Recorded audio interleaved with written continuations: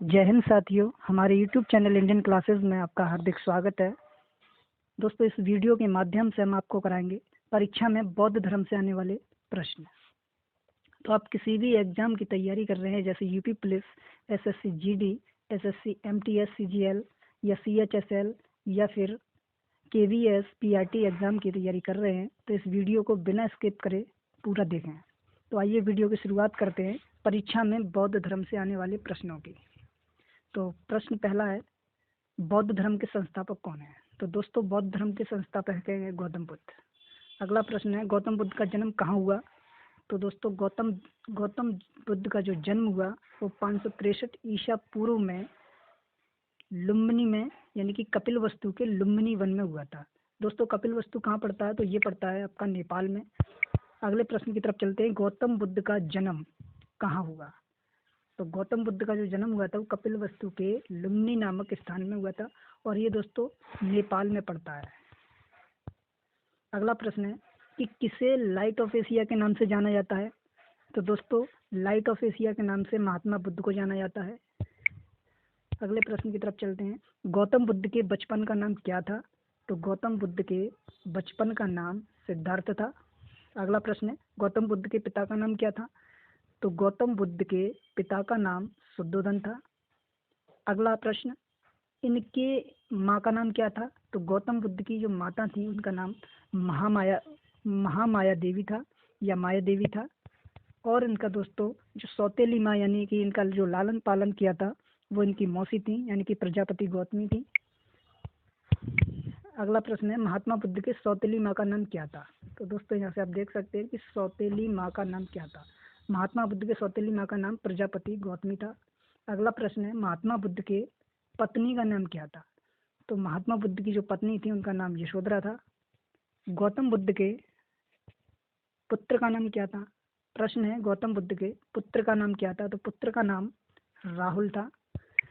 अगला प्रश्न है, गौतम बुद्ध के सारथी का क्या नाम था? दोस्तों, यहाँ पे सारथी का नाम पूछा जाए तो गौतम बुद्ध का जो सारथी था वो चन्ना था। अगला प्रश्न, गौतम बुद्ध कितने वर्ष की अवस्था में गृह त्याग कर सत्य की खोज में निकल पड़े? तो दोस्तों, गौतम बुद्ध ने 29 वर्ष की अवस्था में गृह त्याग दिया था। अगला प्रश्न है, गौतम बुद्ध कितने वर्ष की अवस्था में गृह त्याग कर सत्य की खोज में निकल पड़े? तो दोस्तों, 29 वर्ष की अवस्था में। अगला प्रश्न है, सिद्धार्थ के गृह त्याग की घटना को बौद्ध धर्म में क्या कहा जाता है? तो दोस्तों, याद रहना चाहिए कि सिद्धार्थ के गृह त्याग की घटना को बौद्ध धर्म में महाभिनिष्क्रमण कहा जाता है। दोस्तों, पता है कि सिद्धार्थ ने जो गृह त्याग किया था वो 29 वर्ष की अवस्था में किया था, और इन्हें जो ज्ञान प्राप्त हुआ था वो 6 वर्ष के पश्चात, यानी कि 35 वर्ष की आयु में ज्ञान की प्राप्ति हुई थी। अगला प्रश्न है, सिद्धार्थ के गृह त्याग की घटना को बौद्ध धर्म में क्या कहा जाता है? तो महाभिनिष्क्रमण। अगला प्रश्न है, बुद्ध ने अपना प्रथम गुरु किसे बनाया? तो दोस्तों, याद होना चाहिए कि बुद्ध ने अपना जो प्रथम गुरु बनाया था वो थे अलार कलाम। अगला प्रश्न, बुद्ध ने अपने प्रथम गुरु से कौन सी शिक्षा प्राप्त की थी? तो जो गौतम बुद्ध थे उन्होंने अपने प्रथम गुरु यानी कि अलार्म कलाम से कौन सी शिक्षा प्राप्त की थी? तो वो की थी सांख्य दर्शन की। सांख्य दर्शन। अगला प्रश्न है, गौतम बुद्ध के दूसरे गुरु का नाम क्या था? तो पहले गुरु का नाम अलार कलाम और दूसरे गुरु रुद्रक थे। याद रहना चाहिए। अगले प्रश्न की तरफ चलते हैं, उरुवेला में कितने ब्राह्मण बुद्ध के शिष्य थे? यानी कि उरुवेला में कितने ब्राह्मण बुद्ध के शिष्य थे? तो दोस्तों, 5 शिष्य थे, यानी कि 5 ब्राह्मण बुद्ध के शिष्य थे। बुद्ध के 5 शिष्यों के नाम क्या थे? तो यहाँ पे आप देख सकते हैं कि बुद्ध के 5 शिष्यों के नाम क्या थे? कौंडिन्य, वप्पा, भादिया, अशागी और महानामा। अगला प्रश्न है, 35 वर्ष की आयु में, दोस्तों 35 वर्ष की आयु में बिना अन्न जल ग्रहण किए आधुनिक बोधगया में फल्गु नदी के किनारे पर पीपल वृक्ष के नीचे कितने वर्ष की कठिन तपस्या के बाद बुद्ध को ज्ञान की प्राप्ति हुई? तो यहाँ से आपको 6 वर्ष की अवस्था में इन्हें ज्ञान की प्राप्ति हो चुकी थी, यानी कि 29 वर्ष में इन्होंने गृह त्याग किया, 6 वर्ष की कठोर तपस्या के बाद इन्हें ज्ञान की प्राप्ति हुई। और ज्ञान प्राप्ति के बाद सिद्धार्थ को क्या कहा गया? तो दोस्तों ज्ञान प्राप्ति के बाद इन्हें गौतम बुद्ध कहा गया। अगला प्रश्न है, गौतम बुद्ध को किस रात्रि के दिन ज्ञान की प्राप्ति हुई? तो यहाँ से वेरी इंपॉर्टेंट क्वेश्चन है कि गौतम बुद्ध को किस रात्रि के दिन ज्ञान की प्राप्ति हुई? तो वो थी वैशाखी पूर्णिमा की रात को इन्हें ज्ञान की प्राप्ति हुई थी। अगला प्रश्न है, गौतम बुद्ध ने अपना पहला उपदेश कहाँ दिया? तो गौतम बुद्ध ने अपना पहला उपदेश जो है सारनाथ में दिया था। दोस्तों सारनाथ वाराणसी के निकट पड़ता है। अगला प्रश्न है, उपदेश देने की इस घटना को क्या कहा जाता है? तो दोस्तों इन्होंने जो उपदेश दिए थे, सर्वप्रथम उपदेश सारनाथ में दिए थे, तो उस घटना को क्या कहा जाता है? तो ये कहा जाता है धर्म चक्र प्रवर्तन। अगला प्रश्न है, महात्मा बुद्ध ने अपने उपदेश को किस भाषा में दिया? तो सभी जानते हैं शायद कि महात्मा बुद्ध ने अपने उपदेश जो है पाली भाषा में दिए थे। अगला प्रश्न है, बौद्ध धर्म के त्रिरत्न कौन से हैं? तो बौद्ध धर्म के त्रिरत्न हैं बुद्ध, धम्म, संघ। अगला प्रश्न, बौद्ध धर्म में प्रविष्टि को क्या कहा जाता है?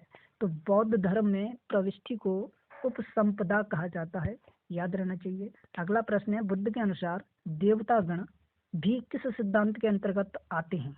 तो बुद्ध के अनुसार जो देवता गण हैं ये जो कर्म के सिद्धांत के अंतर्गत आते हैं।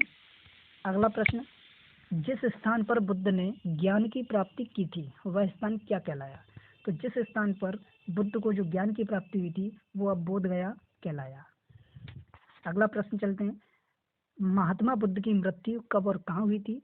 तो महात्मा बुद्ध की जो मृत्यु हुई थी वो 483 ईसा पूर्व में कुशीनगर में हुई थी, यानी कुशीनगर उत्तर प्रदेश में हुई थी। और इनका जन्म नेपाल में हुआ था, कपिलवस्तु के लुम्बिनी वन में।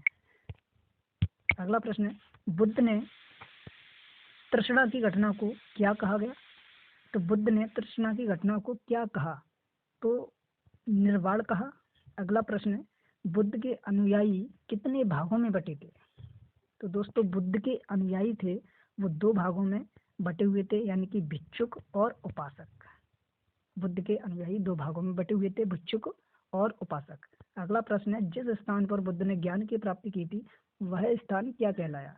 तो जिस स्थान पर गौतम बुद्ध को ज्ञान की प्राप्ति हुई थी वह बोध गया कहलाया। अगला प्रश्न है, अनीश्वरवाद को मानने वाले कौन कौन धर्म हैं? तो दोस्तों बौद्ध धर्म एवं जैन धर्म दोनों ही अनीश्वरवादी हैं। बौद्ध धर्म एवं जैन धर्म दोनों ही धर्म अनीश्वरवादी हैं। अगला प्रश्न है, गौतम बुद्ध ने किसकी प्रामाणिकता को स्पष्टता नकार दिया था? तो गौतम बुद्ध ने यानी कि वेदों के प्रामाणिकता को स्पष्टता नकार दिया था, यानी कि वेदों को। तो ध्यान रहना चाहिए आपको दोस्तों। सम्राट अशोक को बौद्ध धर्म में किसने दीक्षित किया था? तो सम्राट अशोक को जो बौद्ध धर्म की दीक्षा दिलाई थी वो मोगली पुत्र तिष्य ने दिलाई थी। तो दोस्तों याद रहना चाहिए कि अशोक किस धर्म से संबंधित था? तो अशोक जो है बौद्ध धर्म से संबंधित था। वंश की बात करेंगे तो ये मौर्य वंश से संबंधित था और ये बिंदुसार का उत्तराधिकारी था। अगला प्रश्न है, बौद्ध का जो परम धर्म लक्ष्य था वो क्या है? तो बौद्ध का जो परम धर्म लक्ष्य है वो है निर्वाण की प्राप्ति। अगला प्रश्न है, धार्मिक जुलूस की शुरुआत सबसे पहले किस धर्म से शुरू की गई थी?